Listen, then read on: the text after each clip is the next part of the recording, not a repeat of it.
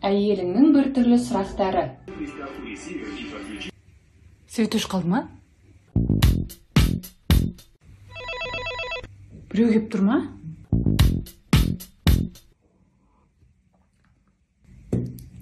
Тағы ішесің ба?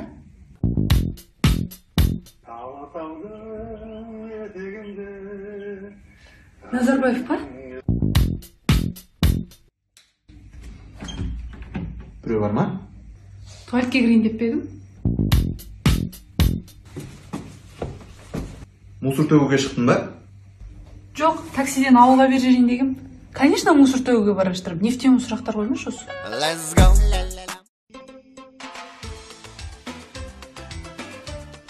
Дико, сенің басыңда екі орай бар ма не? Иә? А чо, қалай байқамағам? Қай жерін байқайсың оны?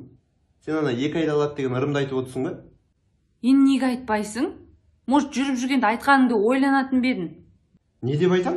Наоборот, сен айтуың керек еді. Нені?